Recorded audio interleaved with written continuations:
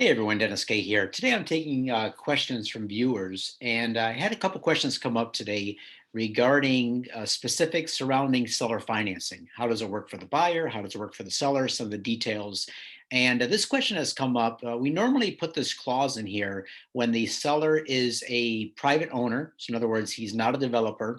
That's a little bit different. But we're talking now when you purchase, for example, a piece of land or a home or a condo with seller financing where a private seller is offering you the financing. So basically, he becomes the bank.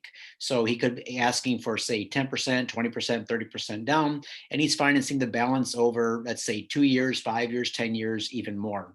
So there's this clause in here that you may have seen if you've gone under contract with a seller financing offer, clause number 21. And I'll just read it to you, then I'll explain what it means and how it works. It says, buyers and sellers have agreed that while this agreement is in place, no property improvements such as building foundations, footings, or structures, building structures, shall be made to the property without first obtaining written approval from the seller. Land alterations, such as clearing, filling, and fencing, are permissible without written authorization. So, why is this clause in here, and what does it mean for both the buyer and the seller?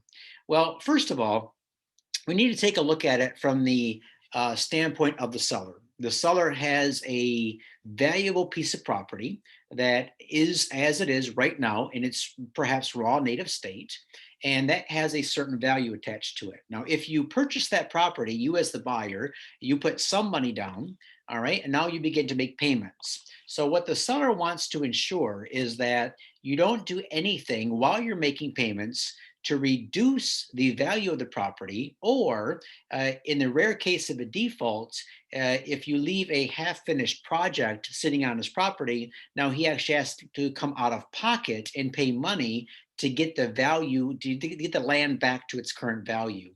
All right. So, what does this mean? Well, if you want to clear the lot, if you want to fill it, if you want to fence it, all that's not going to devalue the property. So, you as the buyer can go ahead and do that.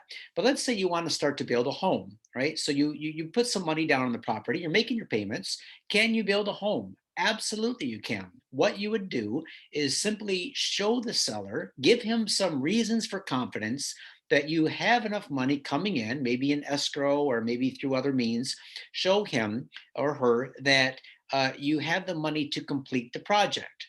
So, for example, you want to put up one of those homes that are delivered from the mainland, maybe through Premier Homes or Let Builders or Casa Linda Homes. Just show them that you have enough money to start and finish the project. Because what he wants to make sure is that, again, you don't get halfway through the project and then all of a sudden something happens to you, or you bail on the property, or you default, and now he's left with a half finished project. Now, this also goes to protect you as the buyer. And because, before you start a project like this, for example, if you're buying out property with financing, you have enough money for the down payment. Now you're making your monthly payments. But this sort of forces you in a way, or encourages you to really count the cost, outline everything. Do I have enough money to move forward this project so that I'm sure that I can complete the project, and in the end, I can pay off the property and then have the title put in my name? So that answers the question on that. Let me see if there was anything else regarding this. Um, so that was the question. The question came in: can you put building restrictions on the land that you sell? For example, they can't build until a certain, yeah. So here's another good point. So I'm glad you brought that up.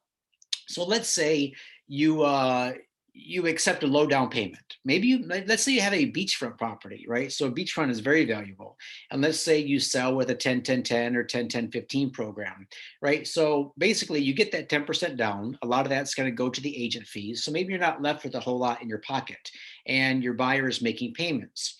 What you could do, you could say, okay, Mr. Buyer, along with you showing me that you can complete the home that you want to build, I want you to reduce the balance that you owe me to 50%, because then I will feel comfortable. So you can do that as well, but that's completely between you guys to work out between yourselves. On some of my properties, I have no problem letting the person going ahead and build. I have that confidence level.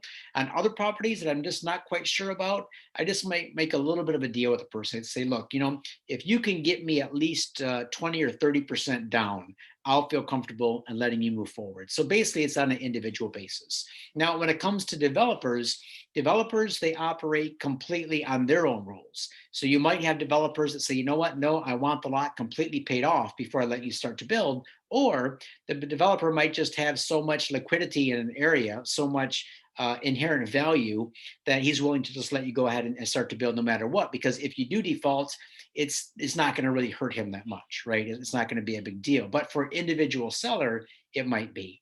So there you go. If you have any questions about that regarding financing deals, how it works for the buyers and sellers, let me know. I'll try to get all your questions answered here and help you move forward. All right. Thanks a lot. Take care, guys. Have a great day.